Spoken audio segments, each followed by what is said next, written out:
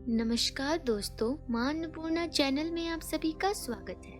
आज हम आपके लिए चतुर्दशी की व्रत कथा लेकर आए हैं। इस व्रत को जो भी व्यक्ति करता है उसके जीवन में चाहे कितनी भी बड़ी मुसीबत क्यों ना आई हो, झट से दूर हो जाती है। बस आपको जरूरत है इस व्रत को सही विधि और विधान के साथ करने की। तो चलिए कथा आरंभ करते हैं। यह महाभारत काल की बात है, जब महाराज युधिष्ठिर ने इंद्रप्रस्थ में एक सुंदर महल का निर्माण करवाया। उसमें उन्होंने आसपास के सभी राजाओं को आमंत्रित किया। इसमें कौरवों को भी आमंत्रित किया गया। महल की शोभा देखकर दुर्योधन इतना चकित रह गया कि उसे जल और जमीन में अंतर समझ नहीं आया। उसका पैर गलती से जल में जा गिरा और वह डूबने लगा। उपास उड़ाने के लिए द्रौपदी ने कहा, अंधे का पुत्र है तो अंधा ही होगा। द्रौपदी ने तो यह उपहास उड़ाया था, लेकिन दुर्योधन को यह बात काफी चुभ गई और इसका प्रतिशोध लेने के लिए दुर्योधन ने अपने हस्तिनापुर में जब कौरवों को बुलाया तो उन्हें धूर्त करके चौसर के खेल में हराकर द्रौपदी को दांव पर लगवा दिया और उन्हें 14 वर्ष का वनवास और 1 वर्ष का अज्ञातवास हुआ। अब अज्ञातवास में महाराज युधिष्ठिर उनके चारों भाई और द्रौपदी के साथ रहने लगे। उन्हें बहुत सी मुसीबतों का सामना करना पड़ रहा था।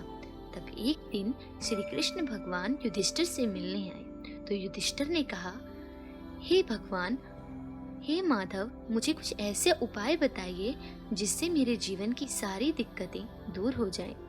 ऐसे वचन सुनकर कृष्ण भगवान बोले, धर्मराज, तुम्हें चतुर्दशी का व्रत करना चाहिए। मैं तुम्हें एक कथा सुनाता हूँ, ध्यान से सुनो। एक बार शांतनु नामक ऋषि की एक सुंदर कन्या थी जिसका नाम संयमी था। संयमी एक धार्मिक विचारों वाली कन्या थी। उसका भगवान में, पूजा पाठ में बहुत ही विश्वास था। अब वह धीरे धीरे बड़ी हो रही थी और ऋषि को अब उसकी शादी की फिक्र होने लगी। तो ऋषि ने उसका विवाह कुंडली नामक ऋषि से कर दिया। जब वे दोनों अपनी कुटिया की ओर जा रहे थे तो रास्ते में बहुत रात हो गई। तो उन दोनों ने नदी किनारे रुकने का निर्णय किया।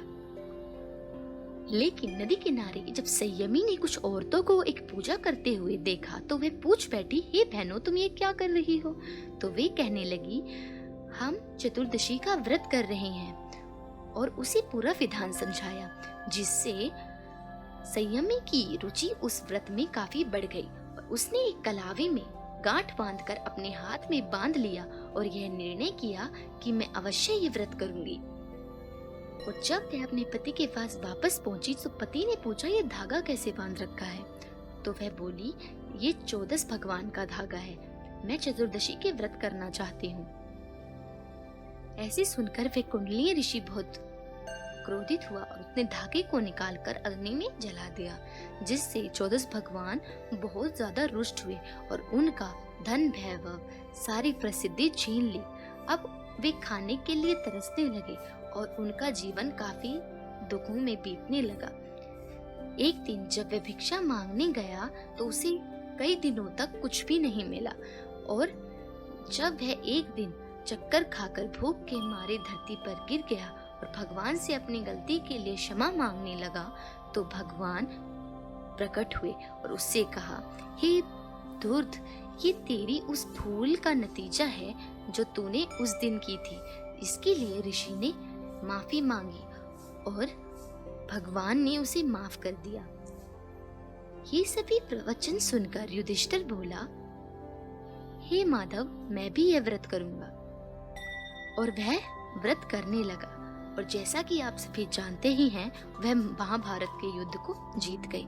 इसलिए जो व्यक्ति इस व्रत को करता है उसके जीवन की बड़ी से बड़ी परेशानी दूर हो जाती है और वह सब कुछ पा सकता है जो उसकी इच्छा होती है। धन्यवाद। और हमारे चैनल को सब्सक्राइब करना ना भूलें।